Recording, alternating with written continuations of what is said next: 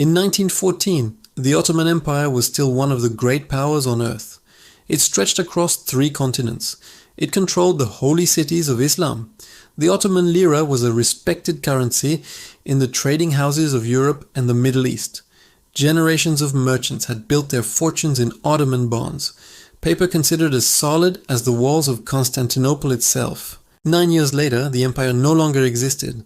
Its borders had been redrawn by foreign powers. Its sultans had been exiled.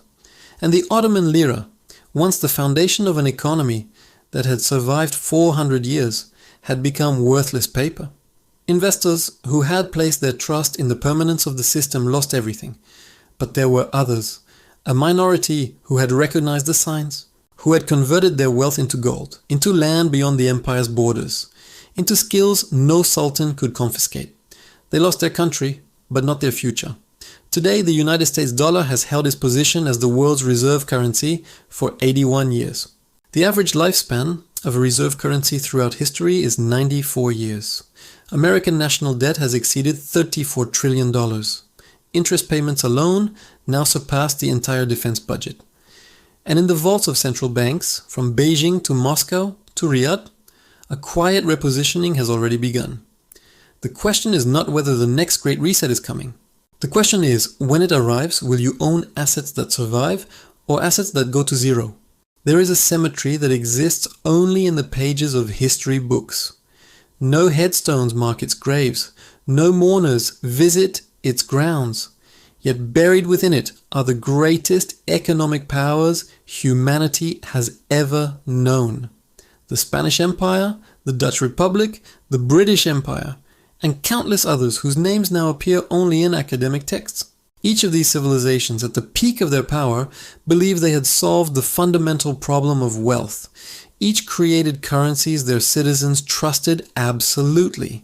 Each built financial systems their elites considered permanent.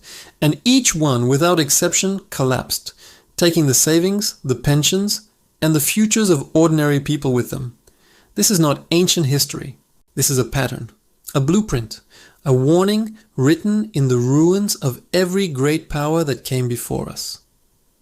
The illusion of permanence. In 1900, an educated citizen of the British Empire had every reason to believe the world order was fixed. Britain controlled 24% of the Earth's land surface. The Royal Navy dominated every ocean. The pound sterling was backed by gold and accepted everywhere on the planet.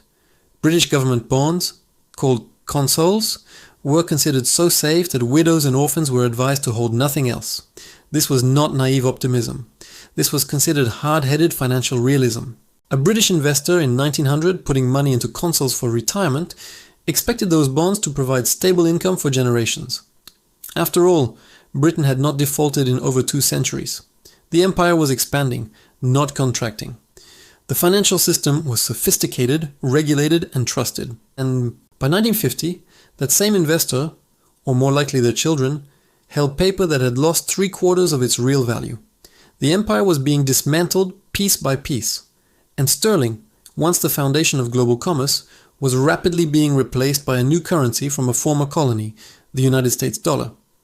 This transition did not happen because British leaders were stupid. It did not happen because investors were blind. It happened because empires follow a pattern, and that pattern has never been broken. The French lesson, assignats and the death of paper money. A century earlier, France had received an even more brutal lesson about the fragility of government-issued money.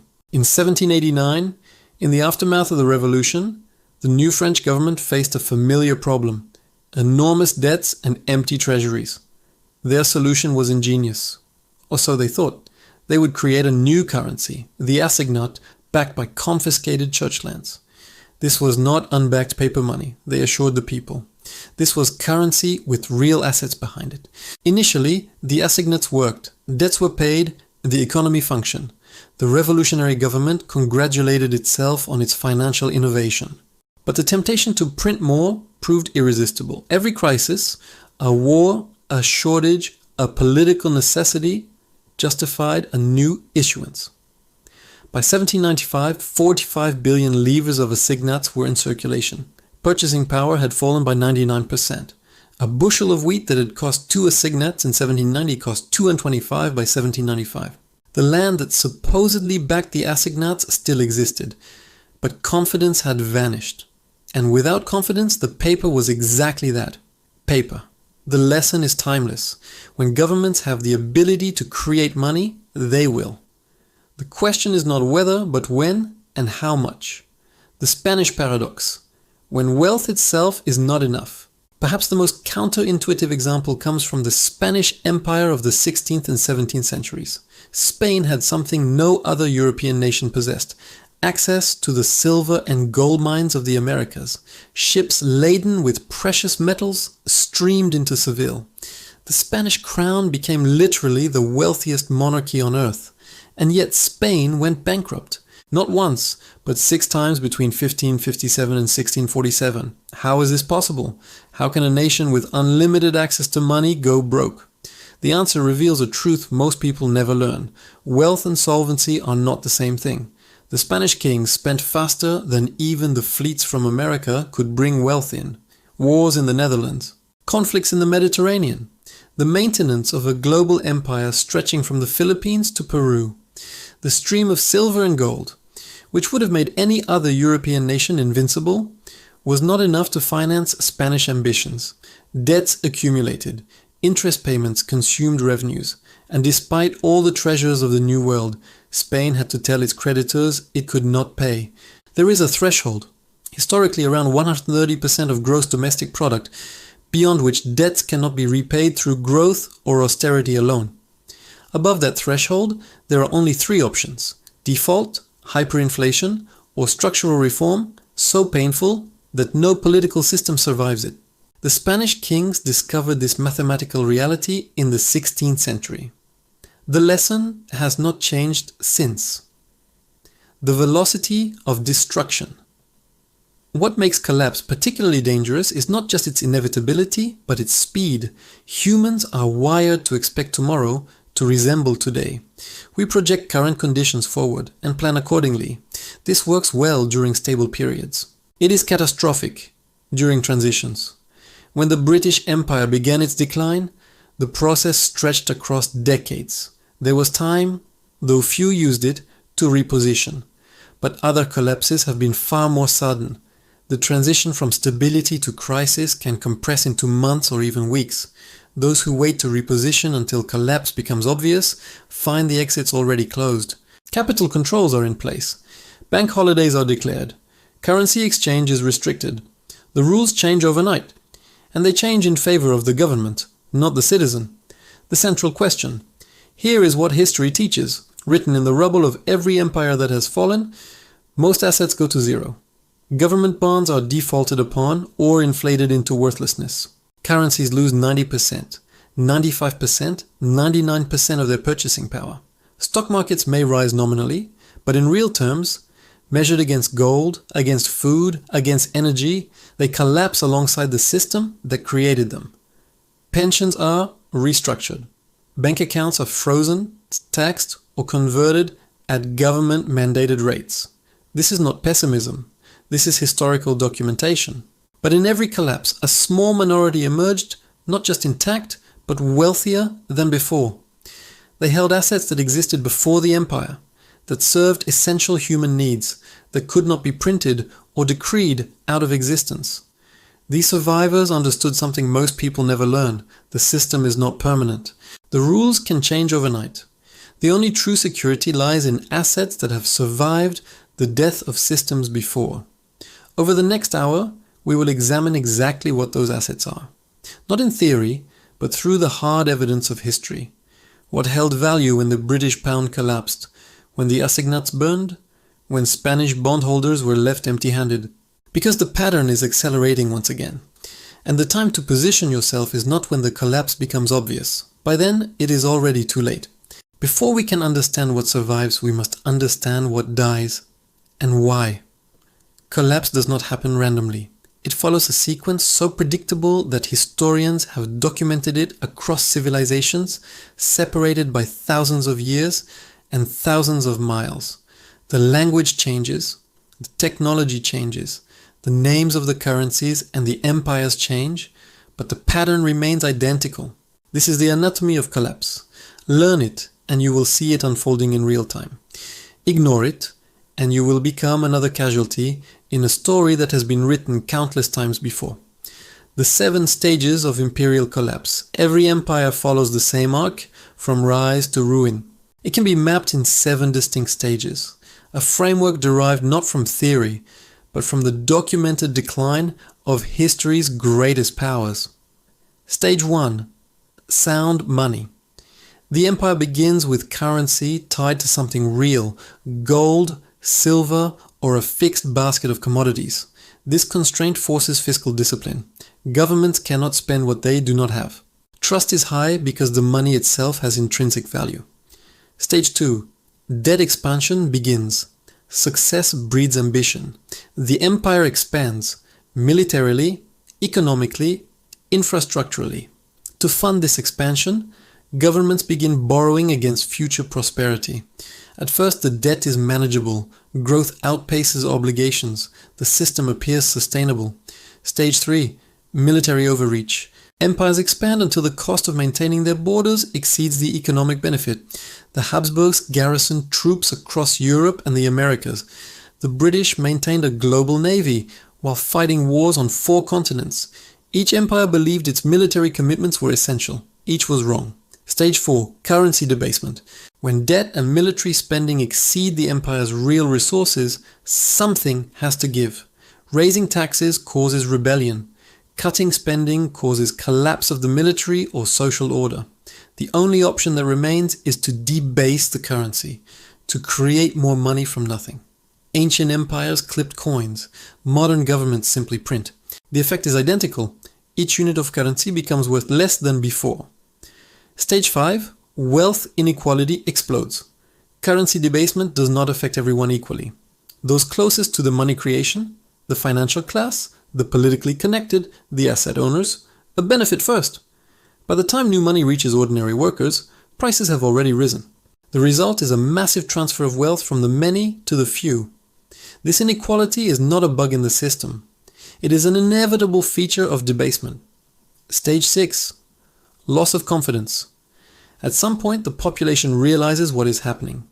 Trust in institutions, the currency, the government, the banks, begins to erode. This erosion is rarely gradual. It tends to happen suddenly, as if a spell has been broken. Once confidence is lost, no policy can restore it. This is the point of no return. Stage 7. Collapse and reset. The old system dies, the currency fails, debts are defaulted upon or inflated into meaninglessness. A new order emerges, sometimes peacefully, often violently. Those holding assets of the old system are wiped out. Those holding assets that transcend systems emerge intact. This is not a theoretical framework. This is a historical record. Every empire has followed these stages. None has escaped. The graveyard of safe assets. Now we must ask the uncomfortable question, what exactly goes to zero? The answer is almost everything that most people consider safe. Government bonds. In 1923, German war bonds, once the patriotic duty of every citizen to purchase, had become worthless. Widows who had invested their husband's life insurance into these safe instruments could not buy a single loaf of bread with the proceeds. The government honored its promise to repay. It simply repaid in currency that was worth nothing. The pattern repeats without exception. Bonds are promises to pay, nothing more. When the issuing government faces crisis, those promises are either broken outright or honored in debased currency. The real value vanishes either way. Fiat currency.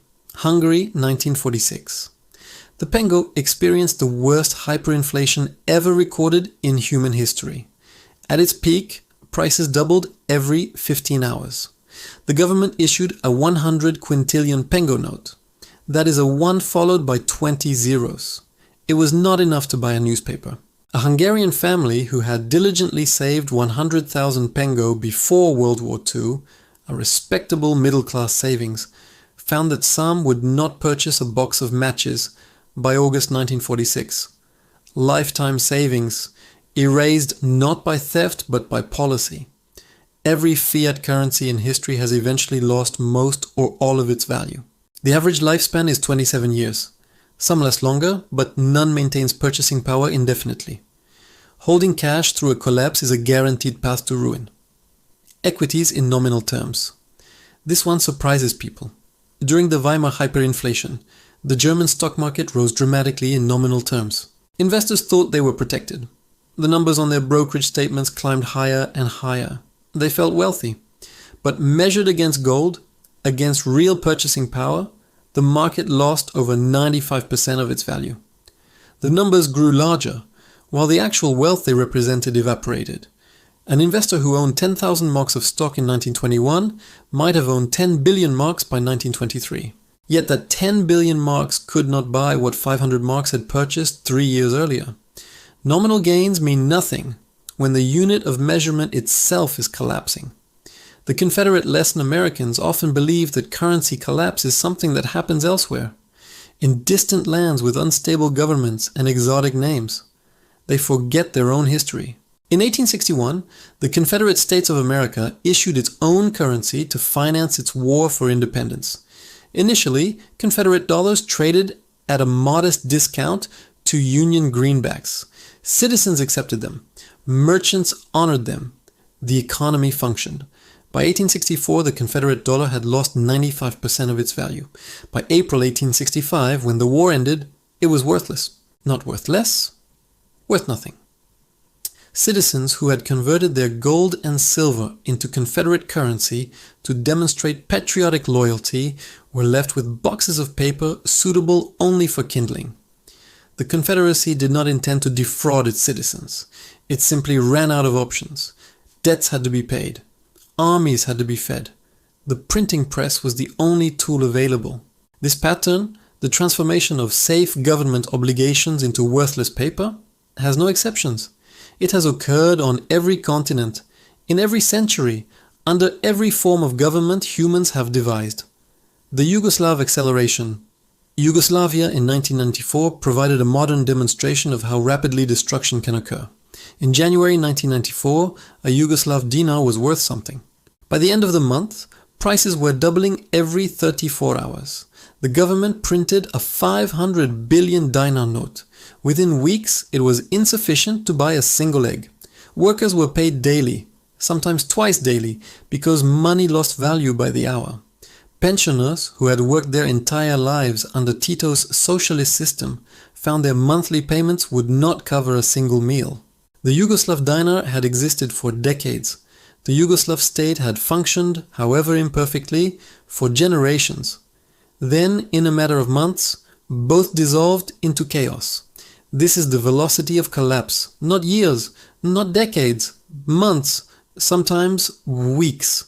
Those who wait for clear signs find their exits locked. The warning sign you cannot ignore. History provides one reliable signal that collapse has moved from theoretical to imminent.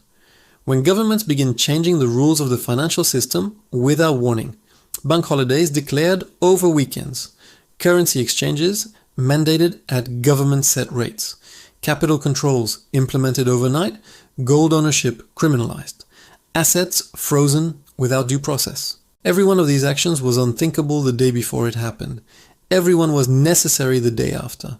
When governments are desperate, property rights become negotiable.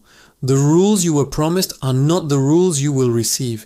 This is why what you hold matters less than how you hold it. And where. The assets that survive are those that exist outside the system, that cannot be frozen by decree or inflated away by policy. They are assets that served human needs before empires rose, and will continue serving those needs after empires fall. We begin with the oldest of them all. In 1922, Austria was dying. The Habsburg Empire had been dismembered after World War I.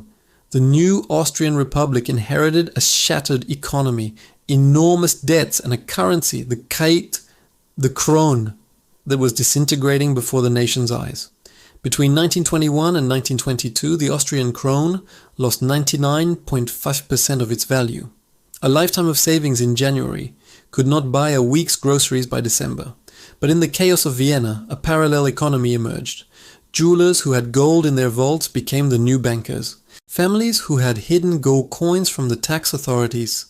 The eccentric uncles, the suspicious grandmothers, suddenly found themselves wealthy beyond imagination.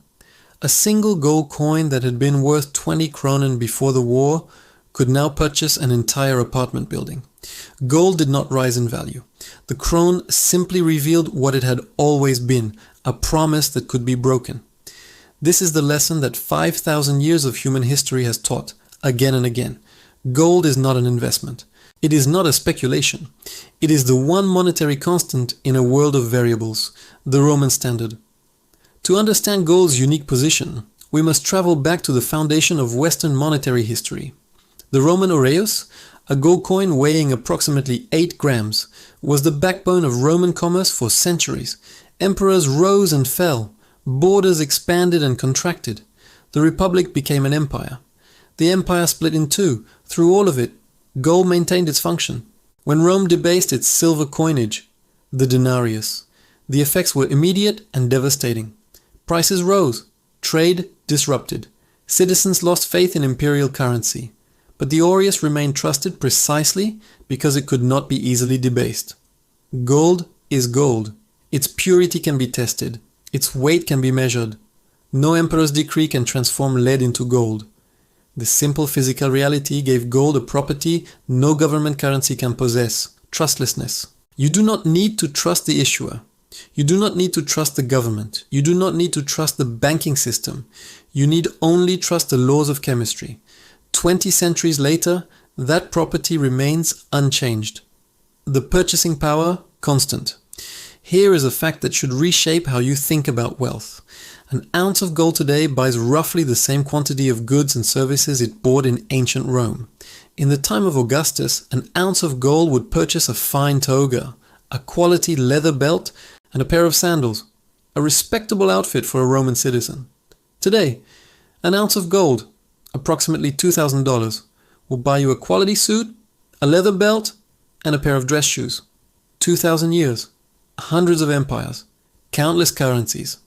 The purchasing power of gold has remained remarkably stable. This stability is not mystical. It reflects the fundamental relationship between gold's scarcity and human economic activity. Gold is rare, but not too rare. It can be mined, but not easily.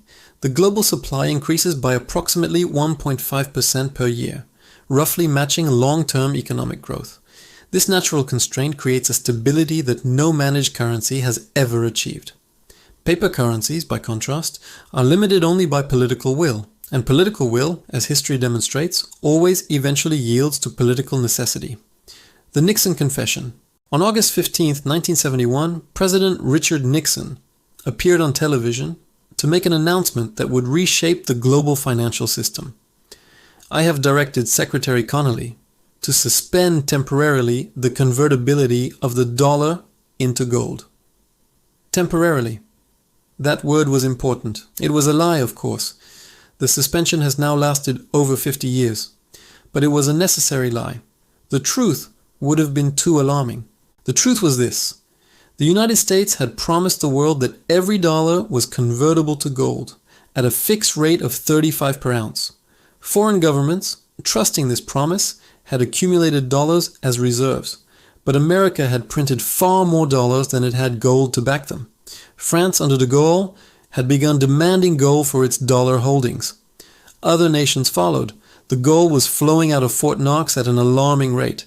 Nixon faced a choice: either stop printing money and accept a severe recession, or break the promise. He broke the promise. In the immediate aftermath, gold was still officially priced at $35 per ounce. Nixon's confession revealed what sophisticated observers had always known. Government promises about money are exactly as reliable as the governments that make them. The confiscation question. On April 5, 1933, President Franklin D. Roosevelt signed Executive Order 6102, making it illegal for American citizens to own gold coins, gold bullion, or gold certificates.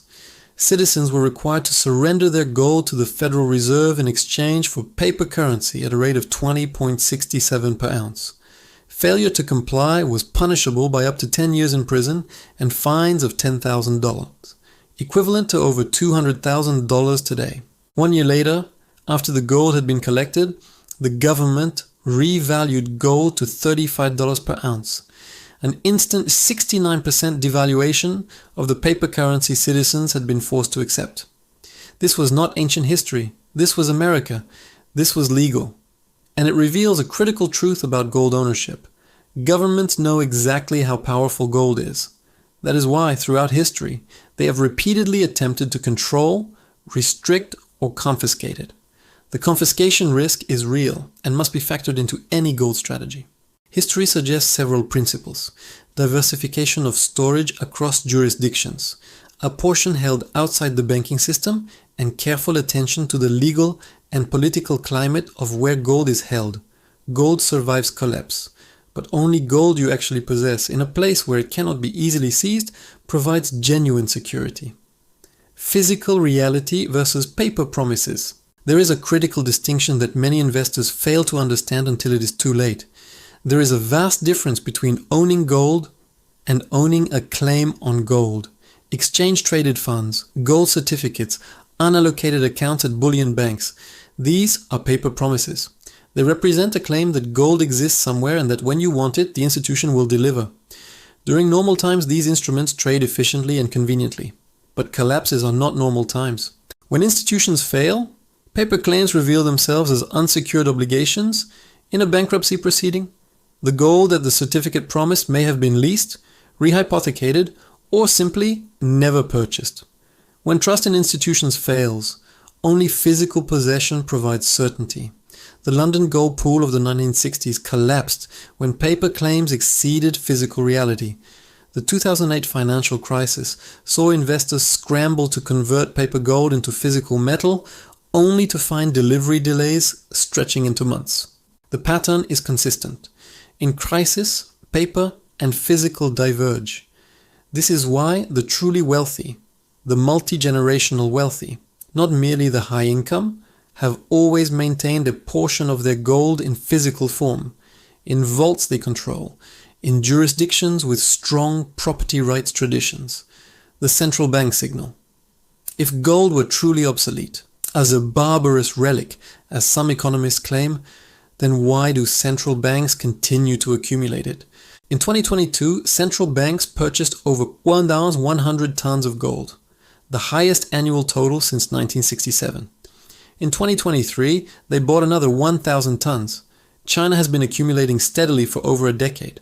Russia has tripled its gold reserves since 2008. These are not speculative investors chasing returns. These are the institutions that manage the world's monetary systems. They understand the fragility of fiat currency better than anyone, and their actions reveal their true assessment of the system's stability. Central banks are not buying gold because they expect the system to remain stable.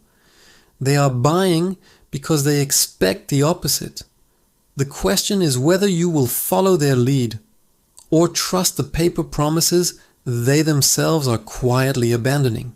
In the winter of 1917, as Bolshevik forces consolidated power across Russia, a desperate exodus began. The Russian aristocracy, families whose land holdings had stretched across vast estates for generations, fled westward with whatever they could carry. Jewels sewn into coat linings, gold coins hidden in luggage, bearer bonds from foreign banks. They left behind everything that could not move: the palaces, the factories, and most importantly, the land. Within months, the new Soviet government had nationalized every private landholding in Russia. Estates that had been in families for 300 years became state property overnight. The aristocrats who remained faced execution or exile to Siberia. But here is what history often overlooks. Not all Russian nobles were ruined. The Yusupov family, one of the wealthiest in Imperial Russia, had diversified their holdings across Europe. They owned properties in France, investments in England, land in other jurisdictions beyond the reach of Bolshevik decrees. When Russia was lost, they had somewhere to go and something to sustain them when they arrived. The Sheremetev family, by contrast, had concentrated their wealth in Russian estates. They were arguably richer than the Yusupovs before 1917. After the revolution, they had nothing. Same aristocracy. Same revolution, radically different outcomes. The difference was geographic diversification of land holdings. The primal asset land is the original wealth. Before there were currencies, before there were banks, before there were financial instruments of any kind, there was land. Every great fortune in history traces back at some point to control of territory. The wealth of Egyptian pharaohs derived from the Nile's fertile banks. Roman senators measured their status in agricultural estates. Medieval power was calculated in acres. The word real, in real estate, comes from the Spanish word for royal, because land ownership was historically the privilege of kings. This is not merely historical trivia. It reflects a fundamental truth about wealth. Land possesses characteristics no other asset can replicate. It cannot be printed. Central banks can create currency with a keystroke. Corporations can issue shares indefinitely. Governments can manufacture bonds at will. But no one can manufacture land. The supply is absolutely permanently fixed. It cannot be destroyed. Buildings burn, companies fail, currencies collapse. But the land beneath them endures. It may change ownership, it may change use, but it does not cease to exist. It produces. Unlike gold, which merely stores value, productive land generates ongoing returns. Crops grow, timber matures, livestock multiply. This production continues regardless of what happens in financial markets or government ministries. The Japanese Reconstruction. When American bombers reduced Tokyo to ashes in 1945, they destroyed nearly everything above ground. Factories were rubble.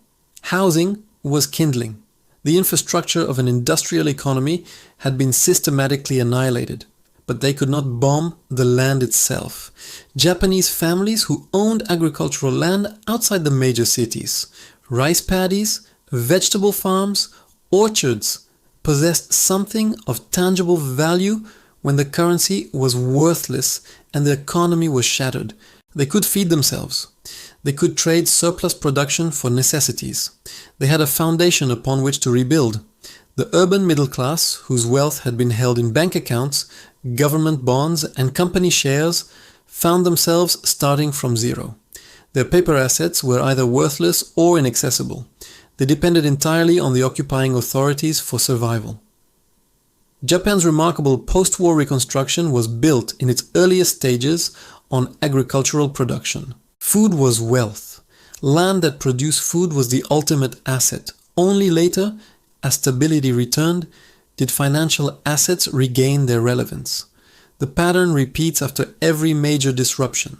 Land comes first. The Irish warning land is powerful. But land without security of ownership is merely an invitation to dispossession. Ireland in the 1840s learned this lesson at the cost of 1 million lives. Irish tenant farmers worked land they did not own. British landlords held the titles. When the potato blight struck, destroying the crop that sustained the Irish peasantry, the landlords continued to demand rent. When tenants could not pay, they were evicted. When they had nowhere to go, they starved. The land itself remained fertile. Ireland continued to export food throughout the famine. Wheat, oats, barley, and livestock shipped to England, while Irish peasants died in ditches. The problem was not productivity. The problem was ownership. Those who owned land survived. Those who merely worked it perished. This distinction matters enormously. Tenant farming, sharecropping, leasehold arrangements, these provide exposure to land's productivity, but not to its security. When crisis comes, owners make the rules. Tenants follow them or leave. True land ownership means holding title free and clear, in a jurisdiction where that title will be respected even under stress. The jurisdiction question. This brings us to the most critical factor in land as a collapse-proof asset. Location matters more than acreage. Land cannot be moved. And unlike gold, which can be transported across borders, unlike currency, which can be wired electronically, land is permanently fixed in a single legal jurisdiction. It is subject to the laws, the taxes, the political decisions of whatever government controls that territory. History is filled with examples of land confiscation during times of crisis. The Soviet collectivization we already examined. Chinese land reform in the 1950s, which transferred 45 million hectares from landlords to peasants. with the landlords often executed. Cuban nationalization after 1959. The list is extensive and global. This reality does not mean land should be avoided. It means land must be selected with extreme care. The principles that emerge from historical analysis are clear. Political stability measured in generations, not years. A jurisdiction that has respected property rights for centuries offers better protection than one with a shorter or more turbulent track record. Rule of law with independent courts. When governments can simply decree confiscation, legal ownership is an illusion. The judiciary must have genuine power to check executive action. Distance from population centers. Urban real estate may appreciate faster in good times, but it is also more vulnerable to social unrest during crises. Rural productive land distant from cities has historically proven more secure. Water access secured by ownership, not permit. In an uncertain future, water rights may prove more valuable than the land itself. The quiet accumulation. There is a pattern among those who have preserved wealth across generations and centuries. They own land. Specifically, they own productive agricultural land in stable jurisdictions. European aristocratic families who have maintained wealth for 500 years hold their core assets in land. Not publicly traded securities, not bonds, not currency. Land that has remained in the family through wars, revolutions, currency collapses, and regime changes. In America, a similar quiet accumulation is underway. The largest private landowners are not celebrities or technology entrepreneurs. They are families and institutions that understand what endures. This is not speculation. This is not a trade. This is the recognition earned through centuries of observation. The land is the asset that remains when everything else is swept away. Productive land in stable jurisdictions is not exciting. It does not double overnight. It does not trend on social media. But it will still be there, still producing, still holding value, when the assets that capture today's attention have long since gone to zero. On October 17, 1973, the global order shifted, and most people did not even realize it. The Organization of Arab Petroleum Exporting Countries announced an oil embargo against nations that had supported Israel in the Yom Kippur War. Within weeks, the price of crude oil quadrupled. Within months, the most powerful economy on earth, the United States of America, was brought to its knees, not by military force, not by financial crisis, by the simple withholding of a commodity. Gas stations ran dry, speed limits were lowered to conserve fuel, factories cut production, unemployment rose. The President of the United States went on television to ask citizens to turn down their thermostats and drive less. The mightiest nation in human history, humbled by countries that most Americans could not find on a map. This is the power of essential commodities. In stable times, we take them for granted. In crisis, they become the only things that matter. The hierarchy of survival. Modern financial theory teaches that assets are interchangeable, that $1 of value in stocks is equivalent to $1 of value in bonds or real estate or commodities. This is true in normal times, but collapses are not normal times. And in crisis, a brutal hierarchy reasserts itself. The same hierarchy that has governed human survival since the first civilizations emerged. Energy comes first. Without energy, factories fall silent. Without energy, food cannot be transported. Without energy, homes go dark and cold. Every modern economic process, every single one, requires energy to function. Then food. Humans can survive without most things. They cannot survive without calories. When supply chains fracture, those who control food control populations. Then shelter, protection from the elements, security from chaos. Financial assets matter only after these essentials are secured. $1 million in stocks is meaningless if you cannot heat your home or feed your family. $1 billion in bonds is worthless if there is no food to purchase. This hierarchy explains why those who control essential commodities emerge from crises in positions of power, while those who hold only paper claims find themselves begging for the basics of survival. The Suez Lesson. 17 years before the OPEC embargo, Britain learned this lesson in the sands of Egypt. In 1956, Egyptian President Gamal Abdel Nasser nationalized the Suez Canal. the vital waterway through which 2/3 of Europe's oil supplies flowed. Britain and France, the former colonial powers, responded with military force. They invaded Egypt, determined to retake the canal by arms. Militarily, the operation was succeeding. Strategically, it was a catastrophe. The United States, furious at not being consulted, refused to support its allies. More critically, America threatened to sell its holdings of British pounds, which would have collapsed the currency. And the canal, blocked with sunken ships, was no longer transporting oil regardless of who controlled its banks. Within weeks, Britain's oil reserves were critically depleted. Petrol rationing was implemented. The economy began to seize. Britain, still imagining itself a great power, was forced into a humiliating withdrawal. The Suez Crisis marked the definitive end of British imperial power. Not military defeat, not financial collapse, simply the inability to access essential energy supplies for a matter of weeks. Control of commodities is control of power itself. Britain had neither, and learned the cost. The Dutch discovery. In 1959, geologists discovered one of the largest natural gas fields in history beneath the Netherlands, the Groningen field. For a small nation still recovering from World War II, it seemed like an unimaginable blessing. For decades it was. Gas revenues funded the Dutch welfare state. The Netherlands became one of the wealthiest nations per capita on earth. The future seemed secure, but there were consequences no one anticipated. The influx of gas revenues drove up the value of the Dutch guilder, making other exports uncompetitive. Manufacturing declined, traditional industries withered. The economy became dependent on a single depleting resource. Economists call this Dutch disease, the paradox where natural resource wealth actually harms long-term economic health. Venezuela, Nigeria, and numerous other nations would later suffer the same syndrome. The lesson is subtle but essential. Commodities are powerful, but they are not sufficient. Without the institutions to manage resource wealth, without diversification, without discipline, abundance can become a curse.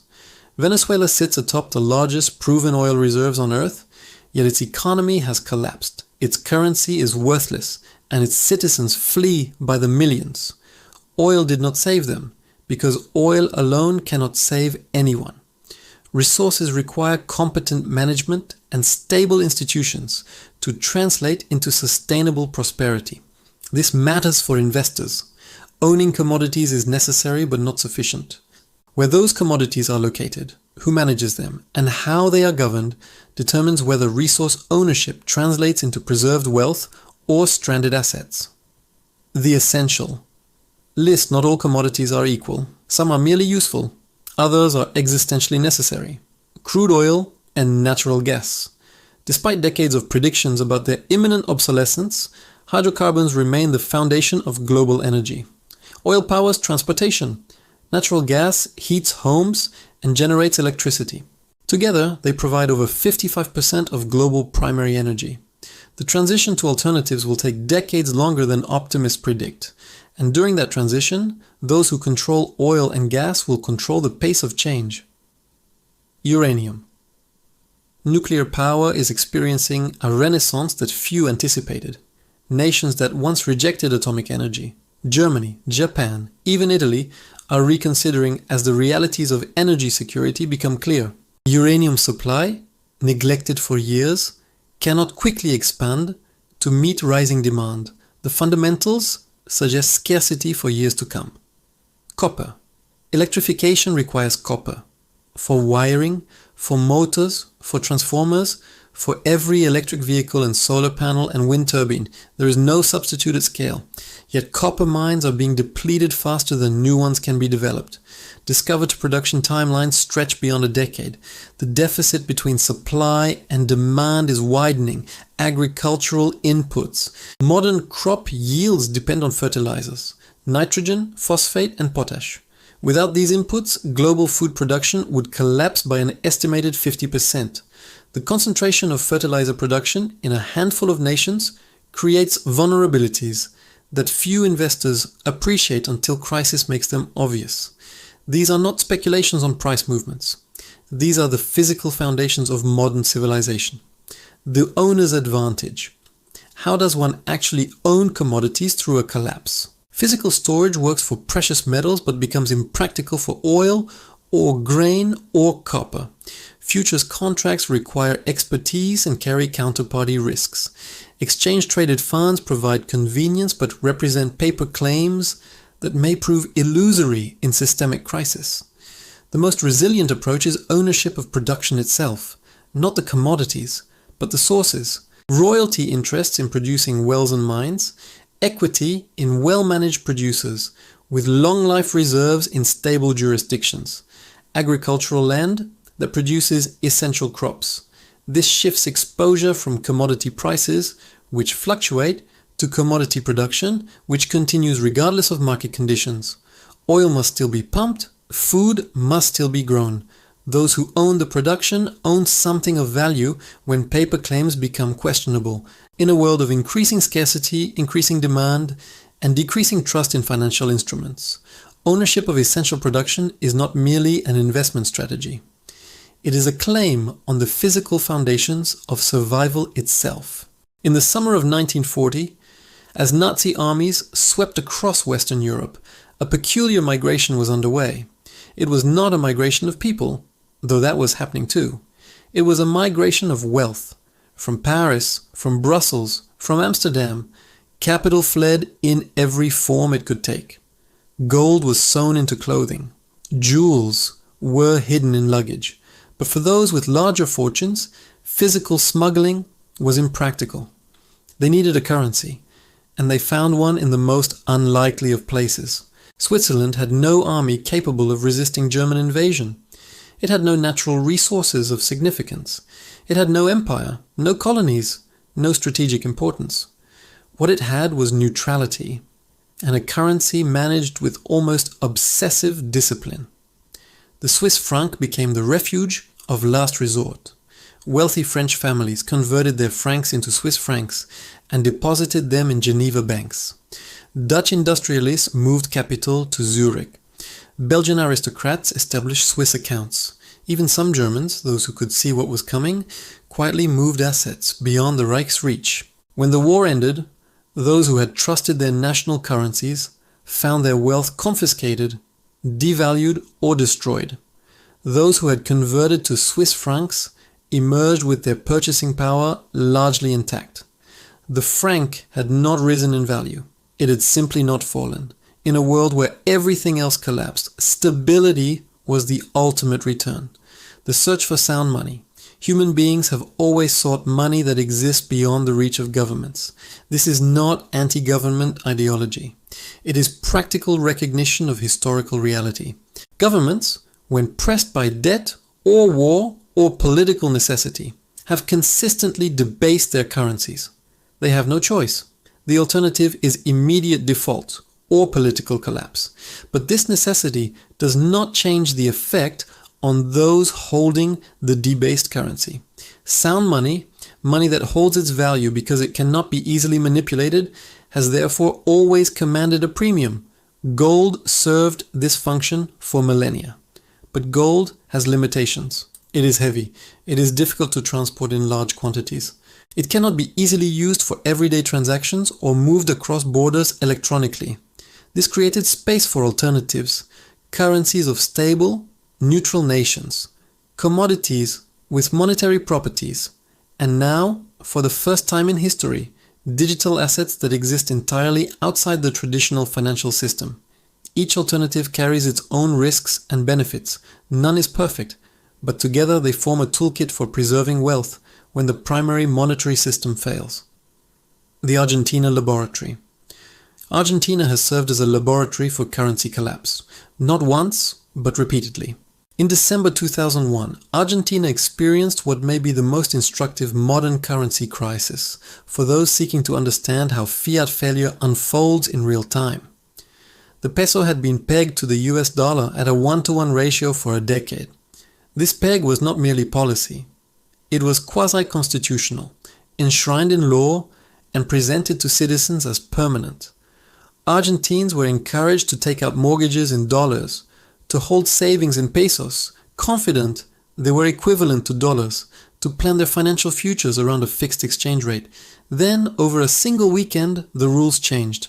On December 1st, 2001, the government implemented the corralito, a freeze on bank withdrawals. Citizens who went to sleep on Friday with accessible savings woke up on Monday unable to withdraw more than 250 pesos per week. Within weeks, the peso's peg to the dollar was abandoned. The currency lost 75% of its value almost overnight. Those who had trusted the banking system, who had followed the rules, who had saved diligently in the approved manner, lost 3/4 of their purchasing power through no fault of their own. But there were others. Argentines who had quietly accumulated US dollars, physical cash, held outside the banking system, found themselves suddenly wealthy relative to their neighbors. Those who owned hard assets that could be sold for dollars preserved their purchasing power. Those with accounts in Uruguayan or US banks, beyond the reach of Argentine decrees, were untouched. The lesson was clear and has been repeated in Argentine consciousness ever since. The official system cannot be trusted. Alternative currencies, held outside official channels, are not paranoia. They are prudence. The Zimbabwe adaptation. Zimbabwe in 2008 provided perhaps the most extreme example of fiat currency failure, and the most dramatic demonstration of spontaneous dollarization.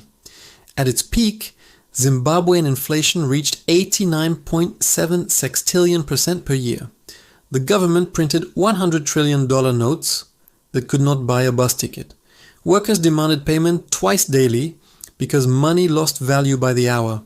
The formal economy essentially ceased to function, but Zimbabweans adapted. Without any government decree, without any international intervention, the economy spontaneously dollarized. US dollars, South African rand, and Botswana pula replaced the worthless Zimbabwean dollar in daily transactions. Street vendors quoted prices in dollars. Employers paid wages in rand. The government is currency became irrelevant not through policy but through the collective refusal of millions of people to accept worthless paper. By 2009, the Zimbabwean dollar was officially abandoned. The US dollar became legal tender, an acknowledgement by the government that it had lost the most basic function of a state, the ability to issue credible money. Those who had accumulated foreign currency before the crisis, who had recognized the signs and converted their Zimbabwean dollars into dollars or rand or gold, preserved everything. Those who had trusted the local currency lost everything. Zimbabwe demonstrated a principle that operates in every hyperinflation. When official money fails, populations do not simply suffer in silence. They find alternatives. The only question is whether you find them before the crisis or during it. The Bitcoin experiment. And then there is Bitcoin, the most controversial monetary innovation since the creation of paper money itself. Bitcoin represents something genuinely unprecedented. The first successful attempt to create a scarce digital asset that exists entirely outside the control of any government, any central bank, any institution. Its supply is fixed, permanently, mathematically, immutably limited to 21 million coins. This cannot be changed by policy, by decree, by any human decision. In a world of infinite monetary expansion, this absolute scarcity is genuinely novel. Bitcoin has survived for over 15 years. It has weathered multiple crashes, exceeding 80%. It has been declared dead by prominent economists hundreds of times, yet it persists, and its network grows more robust with each passing year. But Bitcoin also carries risks that traditional hard money alternatives do not. It requires functioning technology infrastructure, electricity, internet access, digital devices. In a true civilizational collapse, this infrastructure may not be available. It exists on public blockchains that, while pseudonymous, are not truly private. Governments have proven increasingly sophisticated at tracking and restricting cryptocurrency transactions. Its volatility remains extreme by any historical standard. Most critically, Bitcoin has never been tested through a true global systemic collapse.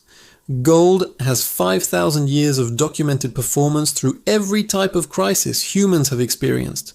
Bitcoin has 15 years, and those years have occurred during a period of relative global stability. This does not mean Bitcoin should be dismissed. It means Bitcoin should be understood for what it is, an asymmetric bet on a new form of money.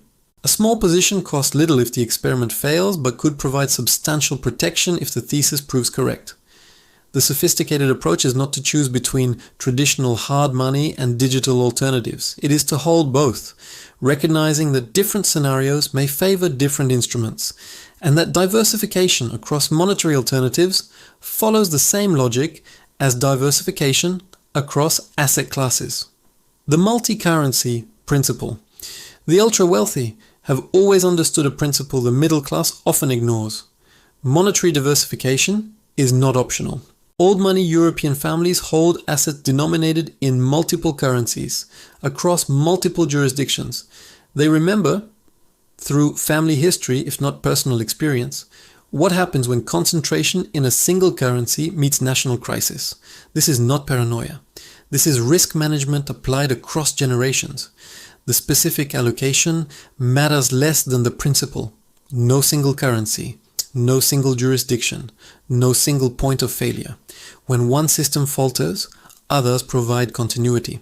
The warning sign to watch is simple.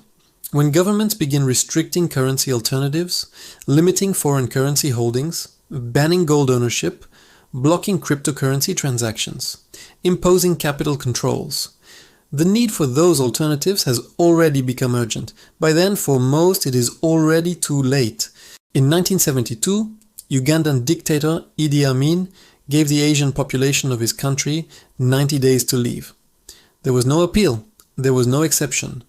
Approximately 80,000 people, families who had lived in Uganda for generations, who had built businesses, established communities, raised children, were expelled with whatever they could carry. Bank accounts were frozen. Properties were confiscated. Businesses were seized and handed to political allies.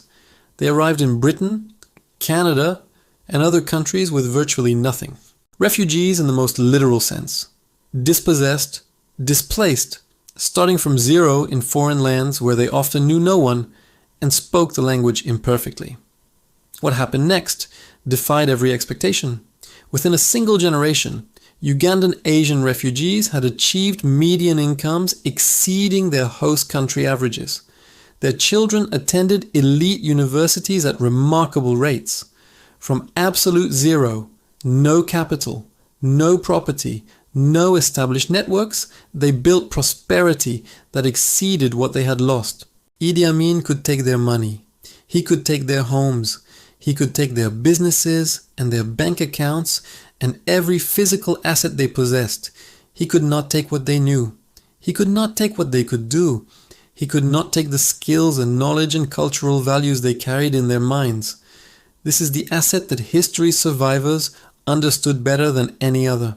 When everything else is stripped away, when currencies collapse, when borders close, when governments seize what they can reach, human capital remains. It is the one asset that cannot be confiscated. The Hungarian Exodus.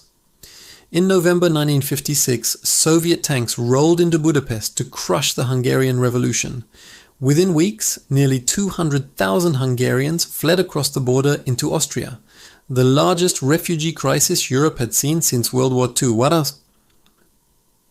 Butu. They left behind everything. Homes, careers, family members, entire lives built over decades. They arrived in the West with nothing but the clothes they wore and the knowledge they possessed. The engineers found work as engineers, the doctors recertified and practiced medicine. The professors joined university faculties, the skilled tradesmen, electricians, machinists, craftsmen found their abilities in demand regardless of which language they spoke. Those with transferable skills rebuilt within years. Those whose expertise was specific to Hungarian institutions, the bureaucrats, the party officials, the managers of state enterprises, faced far grimmer prospects. Their knowledge had no value outside the system that created it. The lesson was stark. The portability of your skills determines your survival options. Expertise that transcends borders, that serves fundamental human needs, that operates on universal principles. This is the human capital that survives regime change. The Iranian transformation. When the Shah fell in 1979, Iran's Western-educated professional class faced an impossible choice: adapt to the new Islamic Republic or leave everything behind. Hundreds of thousands chose to leave. Iranian doctors established practices in Los Angeles, London, and Toronto. Iranian engineers joined technology companies across Europe and America. Iranian academics took positions at universities worldwide. Within a decade, the Iranian diaspora had become one of the most economically successful immigrant communities in American history. The pattern was consistent with every previous refugee wave: those with internationally recognized skills, with education that translated across cultures, with expertise in fields that every society requires. These were the people who rebuilt quickly and successfully. But there was something more in the Iranian case. The most successful refugees were not necessarily those with the most impressive credentials. They were those with networks. Iranians who had studied abroad maintained connections to former classmates now established in their careers. Those with family members who had emigrated earlier had a foundation to build upon. Business relationships formed before the revolution could be reactivated in new contexts. Human capital is not merely individual. It is relational. The network of connections, obligations, and relationships that an individual maintains can be as valuable as any technical skill. Sometimes more so. The Krebs principle. Hans Krebs was one of the most promising biochemists in Germany when the Nazis came to power. In 1933, as a Jew, he was dismissed from his position at the University of Freiburg. His career, built painstakingly over years of research and publication, was erased by decree. His laboratory was closed. His students were reassigned. His future in Germany was finished. Krebs emigrated to England with his knowledge and nothing else.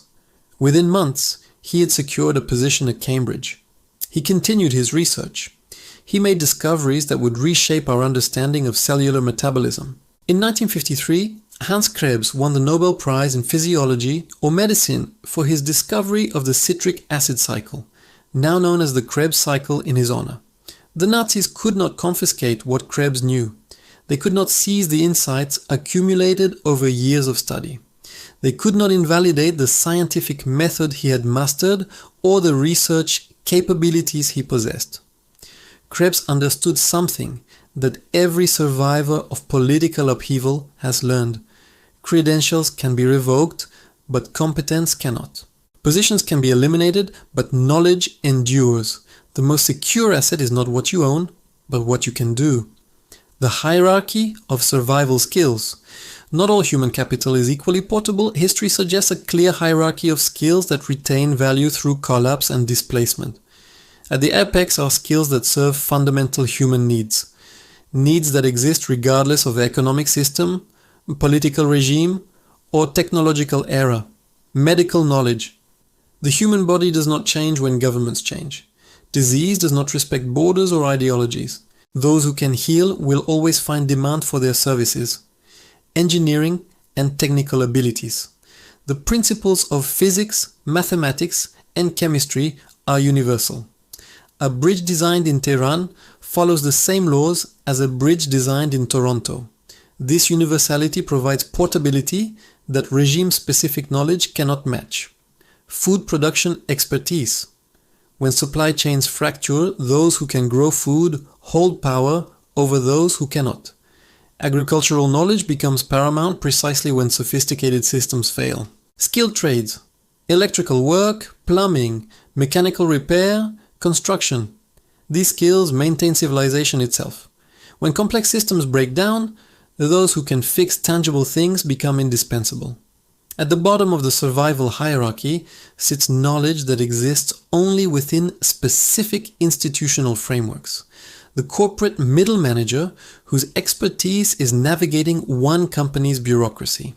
The government official whose skills apply only to systems that may be swept away. the financial specialist whose knowledge assumes the continuation of specific instruments and markets. This is not a judgment of intelligence or worth. It is an assessment of portability and durability across system changes. The passport of skills. There is a reason Albert Einstein maintained multiple citizenships throughout his life. There is a reason wealthy families ensure their children speak multiple languages, hold degrees from international institutions, and establish relationships across borders. They understand that political stability is never guaranteed. They know that the right to live and work in a single jurisdiction is a vulnerability, not a security. A second passport provides options. Language abilities open doors. International credentials translate across borders. Relationships that span continents provide refuge when domestic options close. But beneath all of these, beneath the passports and the languages and the credentials, lies something more fundamental. The most collapse-proof portfolio is not a collection of assets. It is a collection of capabilities, skills that can be applied anywhere, knowledge that transcends systems, the ability to create value regardless of what currency that value is denominated in. Everything else can be taken. Human capital remains. Invest in yourself first. Everything else follows. On December 25th, 1991, the hammer and sickle was lowered from the Kremlin for the last time. The Union of Soviet Socialist Republics, a superpower that had challenged American hegemony for nearly half a century, that had put the first human in space, that had built a nuclear arsenal capable of destroying civilization several times over, ceased to exist, not with a bang, with paperwork. Mikhail Gorbachev signed documents in a nearly empty office. The red flag came down. 15 new nations emerged from the wreckage, and 290 million people woke up the next morning as citizens of countries that had not existed the day before, holding currency that was rapidly becoming worthless, with pensions and savings and lifetime plans suddenly denominated in promises no one would honor. The Soviet collapse was not supposed to happen. Every Western intelligence agency, every Kremlin insider, every academic expert had predicted the USSR would endure. Perhaps weaken, perhaps reform, but endure. 6 months before dissolution, the CIA assessed that the Soviet Union would remain intact for the foreseeable future. They were catastrophically wrong. The pattern had been visible for years to those willing to see it. Unsustainable debt, military overextension, currency manipulation, growing inequality between the party elite and ordinary citizens, declining trust in institutions, every stage of imperial collapse, methodically progressing toward its inevitable conclusion. But experts insisted the system was stable. Officials promised reforms would work. Citizens believed tomorrow would resemble today. Then in 26 months, 70 years of Soviet power evaporated. This is how collapse happens. Not gradually, with time to adjust, suddenly, after a long period of denial. Mapping the present. We have walked through the graveyard of empires. We have examined the anatomy of collapse. We have identified the assets that survive and those that go to zero. Now we must ask the question that matters. Where does the United States stand in this pattern today? This is not political commentary. This is the cold application of historical frameworks to present conditions. The pattern has never been broken. The question is not whether it will repeat, but when, and whether you will be positioned among the survivors or the statistics. Let us map the 7 stages against current reality. Stage 1, sound money. The United States operated under a gold standard in various forms from its founding until 1971. That era ended over 50 years ago when Nixon closed the gold window. Sound money is now 2 generations in the past. Status, complete. Stage 2, debt expansion. In 1971, US national debt stood at $398 billion. Today, it exceeds $34 trillion as an increase of over 8,400%. This debt funded wars, social programs, tax cuts, and crisis responses. Each administration, regardless of party, has added to the total. The trajectory has been unbroken for over 5 decades. Status, complete. Stage 3, military overreach. The United States currently maintains over 750 military installations in approximately 80 countries. Defense spending exceeds that of the next 10 nations combined. Military commitments span from the Korean Peninsula to Eastern Europe to the Persian Gulf. The cost of maintaining this global presence contributes directly to the debt spiral, yet withdrawal from any commitment is deemed strategically unacceptable. Status complete. Stage 4. Currency debasement. Between March 2020 and December 2021, the Federal Reserve created approximately $6 trillion in new dollars, roughly 40% of all dollars that had ever existed in the nation's history. This was not gradual debasement. This was monetary expansion at a pace unprecedented in American history. The dollar has lost over 20% of its purchasing power since 2020 alone. Status complete. Stage 5. Wealth inequality. The wealthiest 1% of Americans now control more wealth than the entire middle class combined. The top 10% own over 70% of all assets. Meanwhile, median real wages have barely increased in half a century. This concentration matches or exceeds levels last seen before the Great Depression. Status complete. Stage 6. Loss of confidence. Trust in Congress has fallen below 10%, the lowest in the history of polling. Confidence in media has collapsed. Faith in electoral integrity is disputed by significant portions of both political parties. Social cohesion is fracturing along lines of class, region, ideology, and identity. The shared narrative that once bound the nation is dissolving into incompatible realities. Status in progress. Stage 7. Collapse and reset. This stage has not yet occurred, but every preceding stage is either complete or actively underway. Status pending. The mathematics cannot be escaped. The numbers tell a story that no political rhetoric can obscure. United States national debt, $34 trillion. Annual interest payments exceeding $1 trillion, now larger than the entire defense budget. Debt to GDP ratio, approximately 124% and rising. Annual deficit over $1.5 trillion with no realistic path to balance. There are only 3 ways sovereign debt of this magnitude can be resolved. History provides no fourth option. Default. The government explicitly refuses to honor its obligations. This would trigger immediate global financial crisis, the collapse of the treasury market, and the probable end of dollar reserve currency status. No government will choose this option voluntarily. Austerity. Spending is cut and taxes raised sufficiently to balance the budget and begin debt reduction.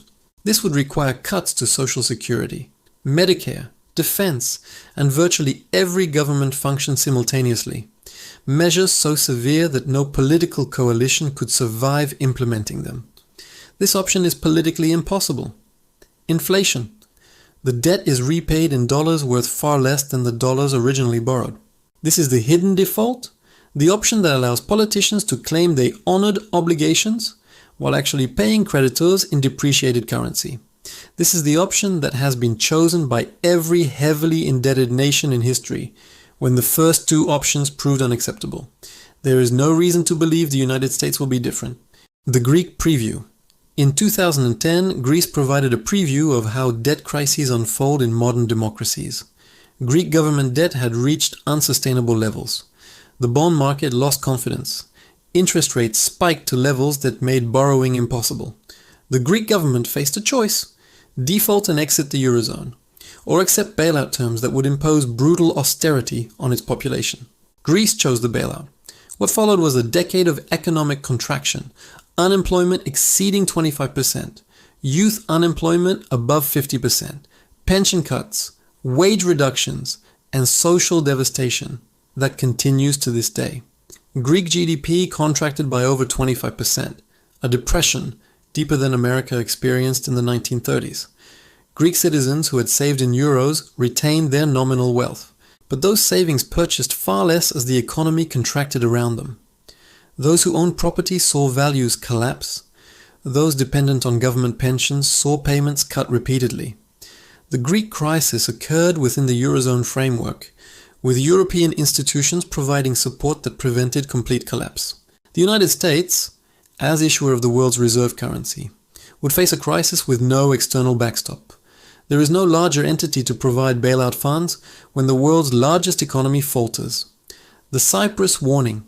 In March 2013, the Mediterranean island of Cyprus demonstrated how quickly the rules can change when governments face financial crisis. Cypriot banks had overextended, investing heavily in Greek bonds that had collapsed in value. The banking system was insolvent. The government could not bail out the banks without external help. The Troika, the European Commission, European Central Bank, and International Monetary Fund offered assistance, but with unprecedented conditions. For the first time in Eurozone history, depositors would be forced to bear losses. Bank accounts were frozen without warning over a weekend. When the banks reopened, deposits above 100,000 euros had been forcibly converted to bank equity in a bail-in that confiscated private savings to recapitalize failed institutions. Citizens who went to sleep on Friday believing their bank deposits were safe woke up Monday to find a portion of their wealth had been legally seized. This was not a developing nation with weak institutions. This was a European Union member state operating under European law with all the supposed protections of Western financial systems. The lesson was unmistakable. When governments are desperate, property rights become negotiable. The rules you were promised are not the rules you will receive. The survivors. In every collapse, there are survivors, not those who trusted the system, not those who believed official reassurances, not those who assumed tomorrow would resemble today. The survivors were those who studied history, who recognized the pattern, who positioned themselves in assets that had survived before: gold, productive land, essential commodities, alternative currencies, and above all, the skills and networks that no government can confiscate. They were not pessimists, they were realists. They understood that normalcy is not guaranteed, that systems are not permanent, that the rules can change overnight. They prepared while preparation was still possible. The warning signs. History provides clear indicators that collapse has moved from theoretical to imminent. Capital controls. When governments restrict money movement across borders, they are acknowledging that the rational response to current conditions is to flee. The controls exist to trap capital that would otherwise escape. Bank holidays. When governments close the banking system, it is because allowing it to operate would reveal its insolvency. Pension adjustments. When promised benefits are cut, means tested or restructured, the social contract is being unilaterally revised. Social Security's trust fund is projected for depletion by 2034. Currency restrictions. When governments limit access to gold, foreign currencies, or cryptocurrency, they are attempting to eliminate the exits before the fire becomes visible. When you observe these signs, the time for preparation has passed. The exits will be crowded and most will find them already closed. The choice? You now possess information that most people will never encounter. You understand the 7 stages of imperial collapse and where the present moment falls within that framework. You know which assets have survived every previous collapse and why.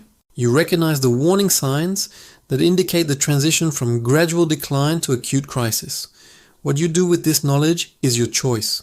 You can dismiss it as alarmism and continue as before. Many will. They will point to the resilience of the current system, the failed predictions of the past, the apparent stability of the present moment. They will be correct, until suddenly, catastrophically, they are not. Or you can begin quietly and systematically to position yourself among the survivors, to accumulate gold while it can still be freely purchased, to acquire productive land in stable jurisdictions, to build exposure to essential commodities, to diversify across currencies and geographies, to develop the skills and networks that retain value regardless of what system emerges from the next reset. The pattern has never been broken. Empires rise and empires fall. Currencies are born and currencies die. Systems that seem eternal reveal themselves as temporary. This is not cynicism. This is 5,000 years of documented human history. The collapse is not a question of if, it is a question of when. And when it arrives, there will be only 2 categories of people: those who prepared and those who did not. The assets that survive are known. The pattern is clear. The warning signs are visible. Everything else goes to zero.